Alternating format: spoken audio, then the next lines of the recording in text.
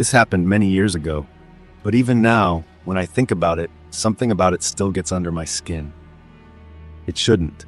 I tell myself there's a logical explanation, that I was just a kid with an overactive imagination, that it was probably just some homeless guy. But the way it happened, it didn't feel like that. I was 12 when my friend Daniel went missing. We weren't best friends or anything, but we hung out sometimes after school, usually with a few other kids. We lived in the same neighborhood, walked the same route home. He was one of those kids who never really seemed scared of anything. If someone dared him to do something, he'd do it. Climb a fence, steal a pack of gum from the corner store, whatever. It was like he had something to prove. There was this old maintenance shed behind our school, down a little hill past the playground. It was small, just a crumbling wooden thing covered in graffiti, locked up with a rusty chain. Nobody knew what was inside. Probably just old desks, cleaning supplies, nothing interesting. But Daniel was obsessed with it. He said he saw someone back there once, standing by the shed in the middle of recess. When he pointed, the guy was gone. No one believed him. A week later, he swore he heard noises coming from inside, like shuffling and something dragging across the floor. None of us ever heard anything, but Daniel was convinced. One afternoon, when school let out, he told us he was going to check it out. "Bet you won't go inside," one of the kids said. Daniel grinned. "Bet I will." It wasn't the first time he'd said it, but that day something was different. He turned to me. "Come with me." I shook my head. "No way." He laughed. "Fine. Watch from up here. If I scream, call the cops." It was a joke. But looking back, I wish I'd done it. I stood on the hill with two other kids, watching as Daniel made his way down to the shed. The afternoon sun stretched our shadows long across the playground. The air was still. The only sounds were the occasional shouts of kids farther away, the distant whir of a lawnmower. Daniel reached the shed and tugged at the chain on the door. It rattled, but it didn't break. He peered through the gap between the wooden slats, pressing his face close. Then he stiffened. "Do you see anything?" I called. He didn't answer. He just stood there, too still. "Daniel?" He turned his head, not toward me, but slightly to the right, like he was looking at something just past the shed. Then, before I could say anything else, he bolted. Not up the hill toward us, the other way, into the trees. I remember the way his shoes pounded against the ground, the way he ran without looking back, like something was chasing him. I looked at the other kids. "Is he messing with us?" One of them laughed nervously. "Probably." But I wasn't so sure. We waited. A minute passed, then two. He didn't come back. I walked halfway down the hill, close enough to see the area around the shed. There was nothing there. No movement. No person. "Daniel?" I called again. No answer. A breeze picked up, rustling the leaves. The shed door creaked slightly, shifting in the wind. I swallowed. "Maybe we should go get a teacher." The other kids hesitated, then nodded. We ran back toward the school. By the time we told someone, by the time an adult actually listened, Daniel was gone. The police searched for weeks. They questioned us, made us tell the story over and over again. Did Daniel run away? Did someone take him? Had we seen anyone suspicious that day? I told them what I saw. How he looked at something behind the shed. How he ran. They searched the woods behind the school, but they never found anything. No footprints. No signs of a struggle. It was like he'd just vanished. At school, rumors spread fast. Some kids said he was kidnapped. Some said he faked his own disappearance, that he'd show up in a few weeks laughing at us for believing it. But he never did. Months passed, then years. His family moved away.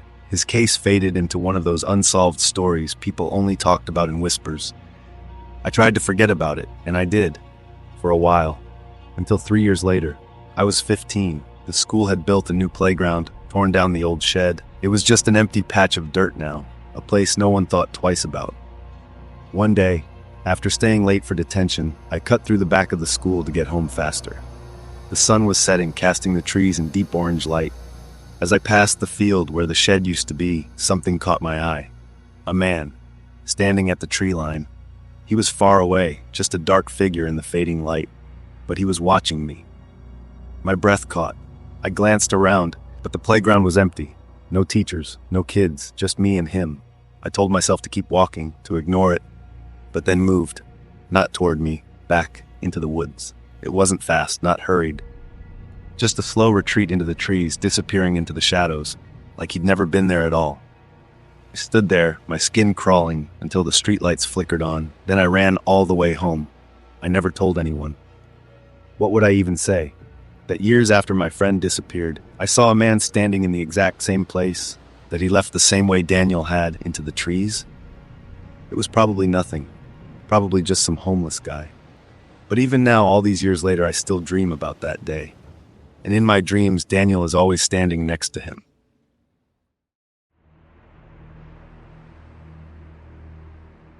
This happened when I was a kid.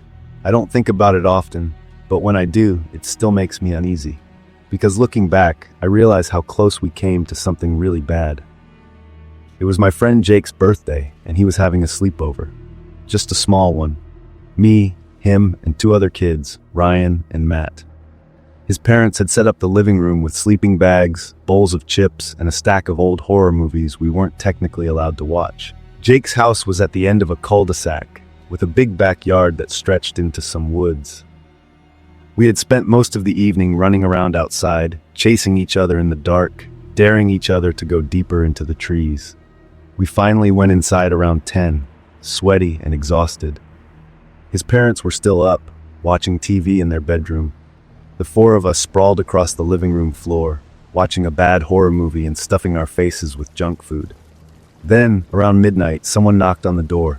We all froze. It wasn't loud, just 3 soft knocks. Jake sat up. "Who's that?" Ryan shrugged. "Maybe your parents ordered pizza?" Jake frowned. "We already ate." We waited. No one knocked again. Matt leaned over and peered through the window beside the door. "Dude," he whispered, "there's someone out there." My skin prickled. Jake hesitated, then got up and walked to the door. "Who is it?" Silence. He glanced back at us, then reached for the doorknob. I don't know why, but I suddenly felt sick. "Don't." He hesitated. Then a voice, soft, male. "Is Steve here?" We looked at each other. "There's no Steve here," Jake called. Silence. Then, "Are you sure?" Something about the way he said it made my stomach twist. Jake locked the door. "Yeah, go away." No response. After a few seconds, Matt peeked through the window again. "He's still standing there," he whispered. I looked too. It was hard to see in the dark, but there was definitely a man outside. Not moving, just standing a few feet from the door. His posture was weird, stiff, like he wasn't sure what to do next. And he was looking right at us. Not angry, not confused, just watching. Minutes passed. We kept checking the window, but he didn't move. Just stood there, staring at the door. Jake finally whispered, "I'm waking my parents." He crept down the hallway toward their room. The rest of us stayed frozen in the living room, barely breathing. Then the doorknob turned. Ryan let out a sharp breath. "Dude, he's trying to get in." My chest felt tight. We watched as the knob twisted back and forth, slow and deliberate, testing. Then it stopped. Silence. Then, footsteps, moving away from the door. Matt risked another look. "He's going to the backyard." A wave of cold dread washed over me. The back door. I shot up and sprinted toward the kitchen. The others followed. The back door was unlocked. I barely got the latch secured before we heard footsteps on the deck. Slow, measured, getting closer. We backed away, pressing ourselves against the opposite wall. Then, knocking. 3 soft taps against the glass.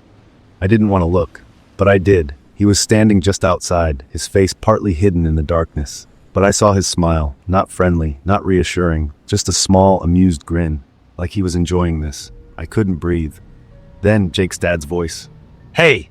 Heavy footsteps pounded through the house. By the time Jake's dad yanked open the back door, the man was gone. The police came. They searched the yard, the woods, but they didn't find anyone.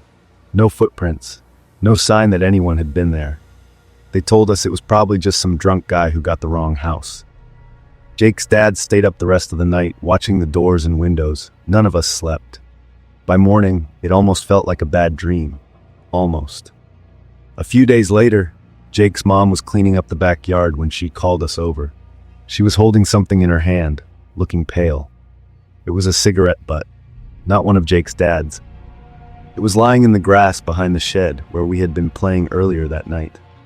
And there were 3 more nearby, which meant he had been there for a while, just standing in the dark, waiting.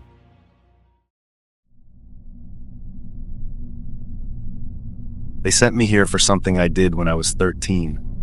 Stupid stuff. Breaking into an empty house with some older guys, messing around, smashing a few things. I didn't think it was a big deal, but the owners pressed charges. The others ran, and I got caught. First offense, but the judge said I needed structure. So here I was, locked up in this place for the past 7 months. Most of it I could handle. The routines, the shitty food, the guards who talked to us like we were animals. But I had never been sent to that part of the facility. The place everyone whispered about but never dared to talk about too much. The disciplinary unit. The official name was secure housing. It sounded like some rehab program, but kids who went in came back quiet. Some of them cried in their sleep. Some never looked anyone in the eyes again. One kid, Jerome, came back with a limp. Said he slipped. We all knew that was a lie. I wasn't scared of much, but I knew one thing. I did not want to go there. But that didn't matter, because last night I screwed up. Lights out was at 9, but I couldn't sleep. I was in a dorm with 5 other guys, and across the room, Noah was snoring like a dying pig. I tossed a sock at him, missed. Someone laughed. The guard, Reynolds, heard and stormed in. He was one of the bad ones, a guy who enjoyed this job a little too much. Who threw it? He snapped, scanning the room. No one spoke. His eyes landed on me. Carter, you think you're funny? I didn't answer. Pack your stuff. There was nothing to pack, just my mattress, the thin blanket, the state-issued uniform. I was going to the secure housing unit. They marched me down the hall, past the regular dorms, past the admin office, past the rec room I wouldn't be seeing for a while. The hallway leading to SHU was different, colder somehow, with a damp smell, like mildew and sweat. The door had a keypad. Reynolds punched in a code and the door buzzed open. Inside, the walls were gray concrete, the kind that absorbed sound. Everything was too quiet. No echo of voices, no footsteps. The cells were smaller, with solid metal doors instead of bars. Reynolds shoved me into one. No mattress, just a slab of metal. A small, scratched-up mirror was bolted to the wall. No toilet seat, just a metal bowl. This is home now, he said, smirking. Better get comfortable. The door slammed shut. At first, I thought, okay, I'll do my time. Be quiet, get out. Then the lights turned on and off, and on and off. I counted every 15 minutes. No real sleep, just these weird gaps of time where I thought I drifted off, only to be jerked awake by the flick of the lights. Then came the noises. Not talking. Those would have been normal. This was different. Scratching sounds, a soft click, click, like someone tapping metal against the walls. Sometimes, I swore I heard footsteps in the hallway, but when I looked through the tiny slit in the door, the corridor was empty. No one explained the rules here. There was no schedule. Food trays slid through the slot at random hours, no way to tell if it was morning or night. That's when I started losing track of time. I don't know how long I lasted before Reynolds came back. He had 2 other guards with him. Big guys, the kind that didn't need to talk much to get their point across. Reynolds leaned against the wall, arms crossed. You ready to be a good boy, Carter? I didn't answer. Not feeling chatty? That's fine. We got other ways to work on that. One of the guards cracked his knuckles. The other rolled up his sleeves. I backed up, but there was nowhere to go. It wasn't a full-on beating. That would leave marks. It was calculated. A punch to the ribs. A shove that made my head smack against the concrete just hard enough to make me dizzy. A knee to the stomach that knocked the wind out of me. They let me choke on the floor for a bit before standing me up again. You think you're tough? Reynolds asked. Let's see how tough you are in a few days. The door shut again. This was the real punishment. Not just the hits, not just the exhaustion. It was time, or the lack of it. No way to track the hours, no way to know how long I'd been in there. Just the flickering lights, the random food trays, the scratching sounds, the footsteps that weren't real. They let me sit with it, let it seep in, and then, after what felt like forever, they came back. Not to beat me this time, just to talk. You can make this easy, Reynolds said, crouching in front of me. All you gotta do is listen. Obey. That's it. I wanted to spit in his face, tell him to go to hell. But I was tired, my head ached, my stomach clenched from hunger, and my ribs throbbed, and I still had no idea how long I'd been here. So I nodded, just once, and that's when I understood why the others came back changed. They let me out 2 days later. At least, I think it was 2 days. It could have been more. Back in the regular dorm, the guys looked at me but didn't say anything. That night, when the lights went out, Noah whispered, "You good?" I almost laughed. Good? Yeah, sure. I was good. I didn't talk much after that, didn't mess around during lights out, didn't push my luck with the guards. And that was the real horror of Shu. It didn't just punish you, it changed you. Before we dive into the next story, if you're new here, don't forget to subscribe to our channel. Your support means the world to us. Thanks for watching. I was 11 the last time I ever took that shortcut home. Before that day, I used it all the time. It ran through a stretch of trees behind my old elementary school, a narrow dirt path kids used to cut a few minutes off their walk home. Parents didn't like us taking it, saying it was too easy to get lost, but we never listened. That afternoon, my best friend Adam and I left school together like always. The air was thick and humid, the kind of late summer heat that made your shirt stick to your back. We had baseball practice later, so we were in a hurry. Instead of walking the long way around, we slipped behind the school, past the rusted chain link fence, and into the trees. The shortcut was shaded, quieter than the busy sidewalks we avoided. The usual sounds filled the air, cicadas buzzing, leaves shifting overhead, the occasional snap of a twig underfoot. We weren't in a hurry at first, just walking and talking about some dumb argument from lunch. I don't even remember what it was about now, but I remember when we stopped talking. It was the footsteps. At first, I thought I imagined them, just the echo of our own steps bouncing back at us. But then we both sped up, and so did whoever was behind us. I looked at Adam, and he looked at me. Neither of us said a word. We walked faster. The footsteps matched us. Not like a normal echo, not a delay, perfectly in sync. The path wasn't long, but it wasn't short either. I knew it well enough to remember every twist, every clearing, every tree with carvings from kids before us. I also knew there weren't a lot of places to hide. If someone was following us, we'd see them, but we didn't. Adam turned his head slightly, just enough to check behind us without making it obvious. Then he turned forward again, his face stiff. I swallowed and called out, "Hello?" Silence. Adam cleared his throat and tried, "Is someone there?" Nothing, just the hum of insects. Then, footsteps, slow, steady. Not someone running after us, but coming toward us. Leaves crunched underfoot, a shift in the dirt, a pause, then another step. I turned, my eyes scanning the trees, searching for movement, a shape, anything. The sunlight filtering through the leaves cast patterns of shadow and light across the ground, playing tricks on my vision. I thought I saw something, a dark patch that hadn't been there before, but when I focused, it was just another tree. Adam took a step backward. The dirt shifted beneath him, and I heard his breathing change.